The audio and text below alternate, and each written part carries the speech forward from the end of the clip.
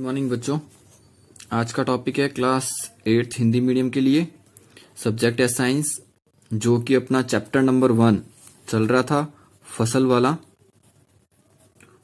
उसी का पार्ट 4 है। इससे पहले 3 वीडियो में आप लोगों ने कृषि के बारे में, फसल और इसके प्रकार के बारे में और कृषि चरणों के बारे में हमारी चर्चा चल रही थी। इन्हीं कृषि चरणों में अगला लास्ट चरण, अपना छठा चरण चल रहा था कटाई। इससे पहले अपन ने कृषि के 5 चरण देखे थे, जिसमें सबसे पहले अपन ने जुताई देखी थी, उसके बाद हम लोगों ने बुआई देखी थी, उसके बाद हम लोगों ने खाद और उर्वरक देखा था, उसके बाद हम लोगों ने सिंचाई देखी थी और उसके बाद हम लोगों ने निराई देखी थी। निराई के बाद में हम लोगों ने लास्ट वीडियो जो है, लास्ट टॉपिक जो है वो कटाई पे छोड़ा था, जिसमें हम लोगों ने कटाई की परिभाषा देखी थी कि जब एक निश्चित समय में फसल पक कर तैयार हो जाती है तो किसान उस फसल की क्या करता है, कटाई, और उस फसल को काटने की क्रिया ही क्या कहलाती है, कटाई कहलाती है, जिसमें हम लोगों ने कटाई के उपकरण देखे थे। अब देखो, जब फसल किसान काट लेता है तो काटी गई फसल से वह क्या करता है, अनाज के दानों को प्राप्त करता है। तो इसके लिए वो कौन कौन सी क्रियाएं या कौन कौन सी विधियां उपयोग में लेता है। तो अपना आज का टॉपिक जो है वो है कटाई और उसके बाद है भंडारण। फिर हमारे कृषि चरण के 7 चरण पूरे हो जाएंगे।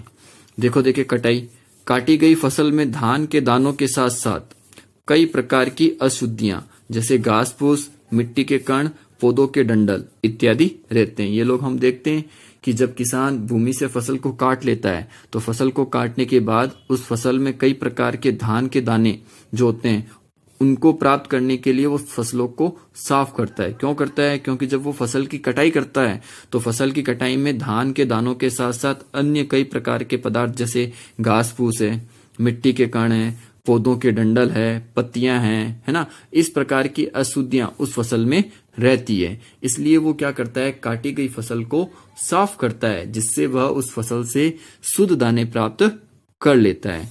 अतः काटी गई फसल को साफ करना आवश्यक होता है, जिससे फसल के शुद्ध दाने प्राप्त हो जाते हैं। तो इसलिए किसान क्या करता है, काटी गई फसल को शुद्ध करने के कई प्रकार की विधियां काम में लेता है। सबसे पहला है थ्रेशिंग विधि। ये सारी कौन सी विधि है, थ्रेसिंग विधि और विनोइंग विधि। ये दोनों विधियां जो है वो काटी गई फसल को साफ करने के लिए काम में ली जाती है। थ्रेसिंग विधि क्या होती है, काटी गई फसल से बीज तथा दानों को घास फूस से अलग करना थ्रेशिंग विधि कहलाती है। हम लोग देखते हैं कि किसान जब पौधे सहित फसल को उखाड़ लेता है या काट लेता है तो काटने के बाद वो उस फसल की थ्रेशिंग करता है। थ्रेशिंग का मतलब होता है उस फसल से वह बीज या उस अनाज के दानों को क्या करता है, अलग अलग करता है। तो इन काटी गई फसल से बीजों को या दानों को अलग करना ही क्या कहलाती है, थ्रेशिंग विधि कहलाती है। इस विधि को अलग अलग तरीके से अपनाया जाता है। कोई हस्त चयन विधि के द्वारा, जिसमें किसान हाथों के द्वारा दानों को चयन करके अलग करता है। कोई विनोइंग विधि काम में लेता है ना। तो इस प्रकार कई विधियां होती है, लेकिन मूल जो सार होता है थ्रेसिंग का, मूल जो सेंस होता है, मूल अर्थ जो होता है वो यही होता है कि काटी गई फसल से हमें शुद्ध दाने प्राप्त करने होते हैं, और इसी विधि को हम क्या कहते हैं, थ्रेसिंग विधि कहते हैं। अब मशीनी युग है तो आजकल ये कार्य भी क्या होता है, मशीनों के द्वारा होता है। इसलिए थ्रेसिंग विधि के लिए जो मशीन काम में ली जाती है वो कहलाती है कंबाइन मशीन। कंबाइन मशीन एक तरह की थ्रेसिंग मशीन होती है जिसमें एक तरफ से घास फूस सहित फसल को डाला जाता है और दूसरी तरफ से फसल के शुद्ध दाने बाहर निकल जाते हैं। अगली है विनोइंग विधि। विनोइंग विधि जिसमें अनाज को हवा के द्वारा फटक कर क्या किया जाता है, अलग किया जाता है। जब फसल को काट कर थ्रेसिंग भी कर ली जाती है, इसके बाद भी फसल के अंदर कुछ हल्की अशुद्धियां हो जाती है जिनको हवा के द्वारा अलग किया जा सकता है। तो उसके लिए विनोइंग विधि काम में ली जाती है, जिसमें फसल के साथ उपस्थित हल्के मिट्टी के कण हैं, फसल के कुछ घास फूस के कण हैं जो हल्के होते हैं, तो वो हवा के द्वारा क्या हो जाते हैं, अलग हो जाते हैं, जिनको फटक कर क्या कर लिया जाता है, अलग कर लिया जाता है। इस विधि को कहते हैं विनोइंग विधि। अनाज के दानों को फटक कर अलग करना क्या कहलाता है, विनोइंग विधि कहलाता है। तो इस प्रकार हम लोगों ने पिछले 6 चरण में देखा कि किस प्रकार हम लोगों ने फसल बोने के बाद हम लोग अंतिम चरण तक आते आते हमें उस फसल के दाने प्राप्त हो जाते हैं। अब इन दानों को क्या करना पड़ता है, सुरक्षित स्थानों पर रखना अत्यंत आवश्यक होता है। इन्हें यदि खुली जगह पर छोड़ दिया जाता है तो इनमें वापस अशुद्धियां मिल जाएगी। इन्हें किसी ऐसी जगह पर रख दिया जहां पर चूहे अधिक होते हैं या अन्य जीव अधिक होते हैं तो वो इनको खाकर क्या कर देते हैं, नष्ट कर देते हैं। इसलिए काटी गई फसल को सुरक्षित रखना पड़ता है, जिसके लिए कृषि चरण का सबसे अंतिम विधि काम में ली जाती है, वो होती है भंडारण। क्या होती है, भंडारण। भंडारण का मतलब होता है काटी गई फसल से प्राप्त अनाज को सुरक्षित स्थानों पर रखना। यानी किसान खेतों से जब फसल को काट कर उससे अपने दाने अलग कर कर अनाज अलग कर उसको घर पे लाता है, तो घर पे लाने के बाद उनको सुरक्षित स्थानों पर रखना ही क्या कहलाता है, भंडारण कहलाता है। यदि फसल को सुरक्षित स्थानों पर नहीं रखेंगे तो वो फसल जो है वो किसी भी प्रकार से खराब हो जाएगी, चाहे मौसम की वजह से खराब हो या सूक्ष्म जीवों की वजह से खराब हो या अन्य कीटों की सहायता से खराब हो।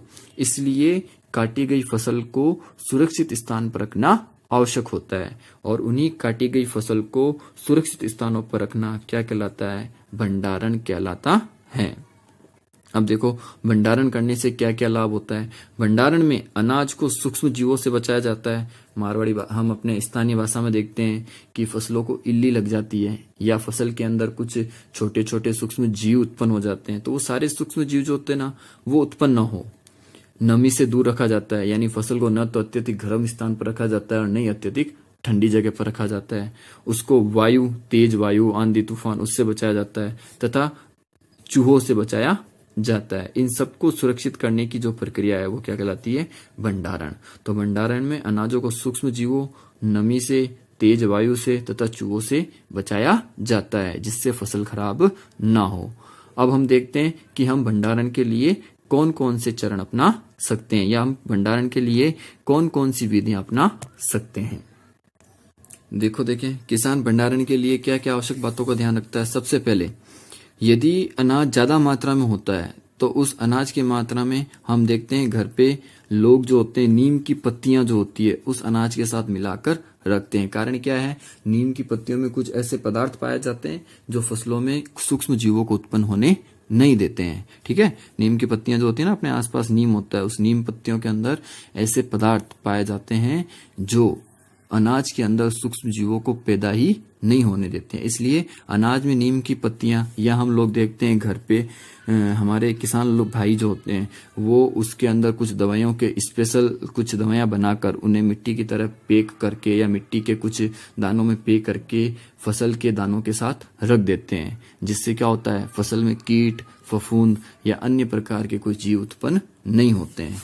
तो अनाज में नीम की पत्तियां, पीड़कनाशी की दवाइयां आदि डालकर रखना चाहिए, जिससे अनाज में सूक्ष्म जीव ना लगे, इल्ली वगैरह ना लगे।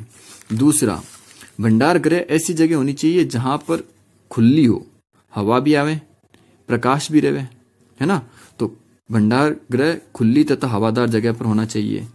इसी के साथ वहां पर पर्याप्त रोशनी भी होनी चाहिए। रोशनी होने से क्या होगा, अनाज जो होता है उस पर सूर्य का प्रकाश गिरेगा तो अनाज की नमी जो है वो स्वतः ही क्या हो जाएगी, दूर हो जाएगी, और नमी नहीं होने के कारण उसमें अपना आप ही सूक्ष्म जीवों की वृद्धि नहीं होगी। इसलिए भंडारण हमें उस जगह पर रखना चाहिए जो एक तो खुला हो, हवादार हो, जहां पर पर्याप्त रोशनी हो, रोशनी वाले स्थान होने चाहिए, जिससे हमारी फसल जो है वो खराब नहीं होती है। अगला, अनाज को बड़ी बड़ी बोरियों में भरकर रख देना चाहिए। यानी अनाज को अपन ने ऐसे खुला रख दिया तो ऐसे अनाज क्या होता है, फैलेगा हवा के माध्यम से, हमारे द्वारा या अन्य जीवों के द्वारा। इसलिए अनाज को जो होता है, यदि अनाज अत्यधिक मात्रा में है तो उन्हें बड़ी बड़ी बोरियों में भरकर रख देना चाहिए, जिससे अनाज इधर उधर फैले नहीं। बोरियों में पैक रहेगा तो जीव जंतुओं से भी सुरक्षित रहेगा और अनाज फैलेगा भी नहीं।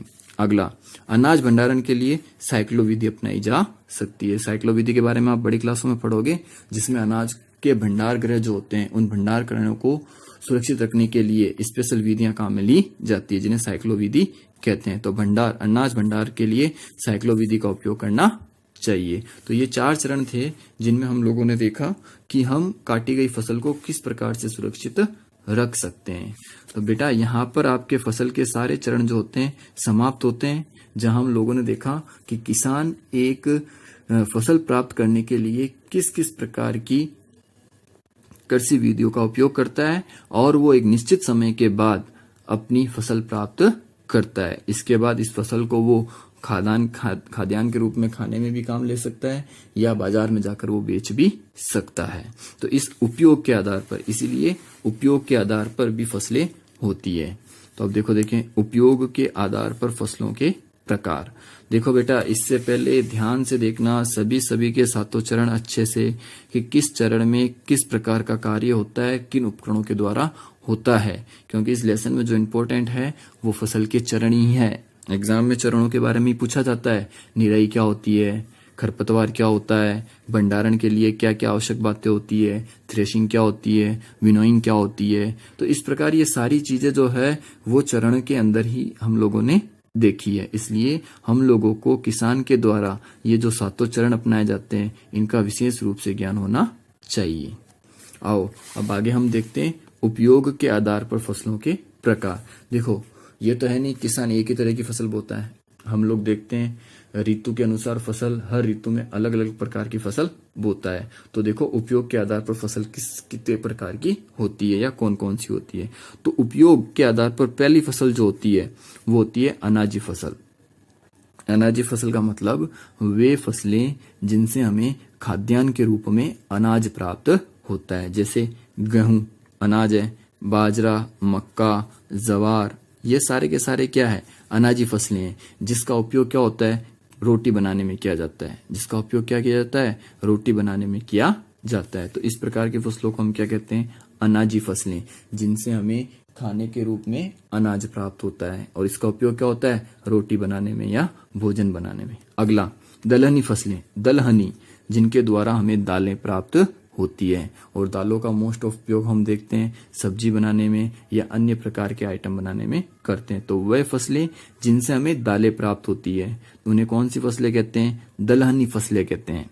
उन्हें कौन सी फसलें कहते हैं, दलहनी फसलें कहते हैं। जैसे अरहर, मूंग, चना, उड़द, ये सारी कैसी फसलें हैं, दलहनी फसलें, जिनका उपयोग दाल प्राप्त करने में किया जाता है।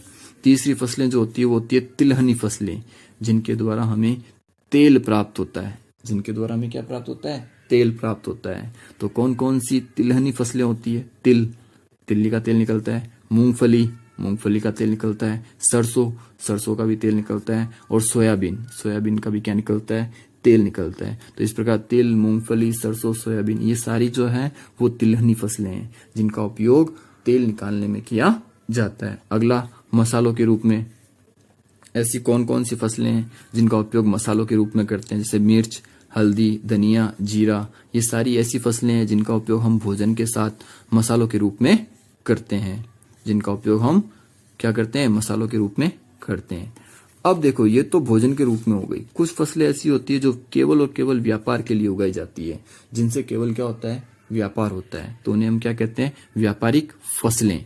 कहने का मतलब है वे फसलें जिनसे हम आर्थिक रूप से धन कमाते हैं, है ना, उन्हें कहते हैं व्यापारिक फसलें, जिसका व्यापार हो सके। जैसे कपास कोई खाने में काम में लेता है क्या, कोई भी नहीं लेता है। कपास जो फसल है वो कैसी फसल है, व्यापारिक फसल है, जिसके द्वारा व्यापार किया जाता है। उसी प्रकार अफीम, जो कि एक औषधि के रूप में भी है और व्यापारिक फसल भी है। तो इस प्रकार कपास और अफीम ये जो है व्यापारिक फसलें होती है। इसका उपयोग औषधि के रूप में भी किया जाता है, ध्यान रखना,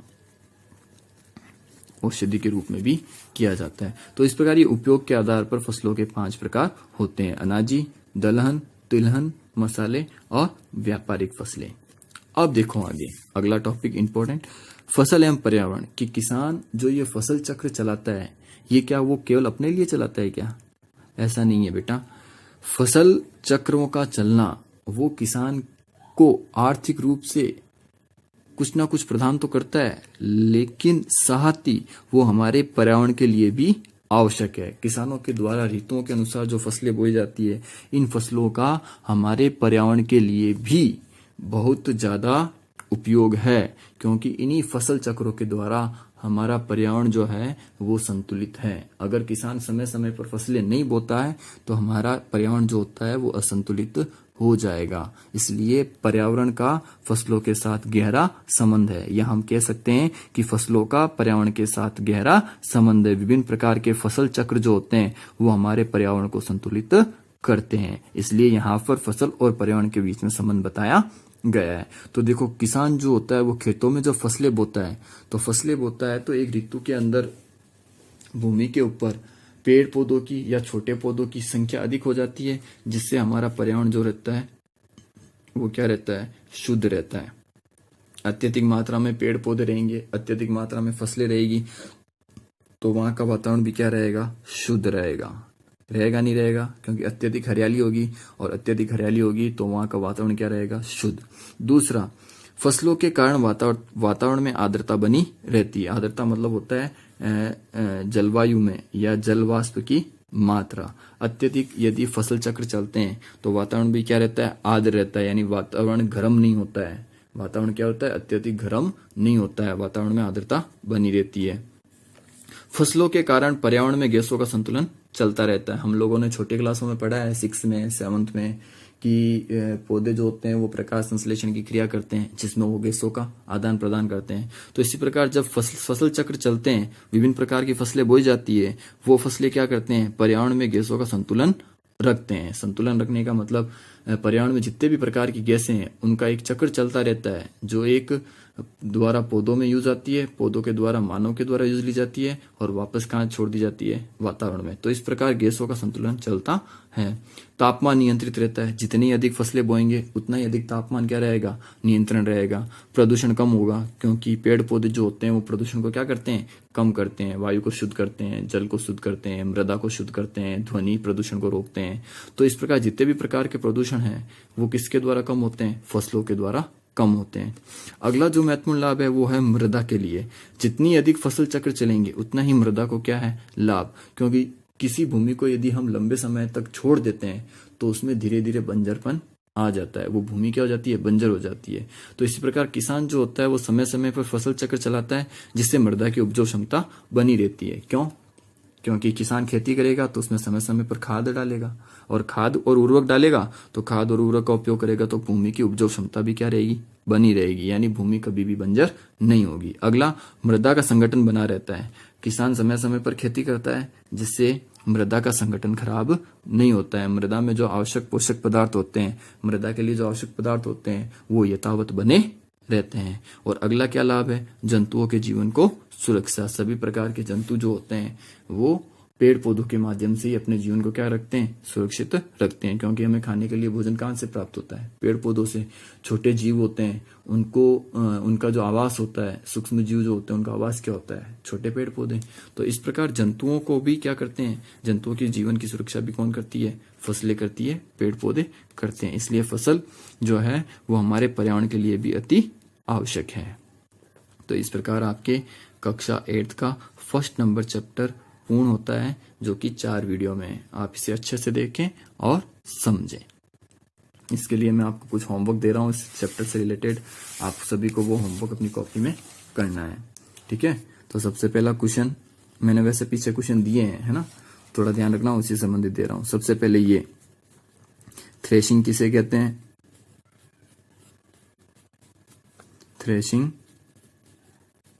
किसे कहते हैं, देखा हम लोगों ने, ढंग से देखना वापस और पढ़ना। दूसरा, अनाज को सुरक्षित क्यों रखा जाता है, अनाज को सुरक्षित रखने के उपाय बताओ, ऐसे कर लो, अनाज को सुरक्षित रखने के उपाय बताओ, ठीक है। तीसरा देखो, देखें, तीसरे में आप लिख सकते हो उपयोग के आधार पर फसलों के प्रकार। छोटे सवाल पूछे जाते हैं कि निम्न में से तिलहनी फसल कौन सी है, निम्न में से दलहनी फसल कौन सी है ना। तो उपयोग के आधार पर फसलों के प्रकार।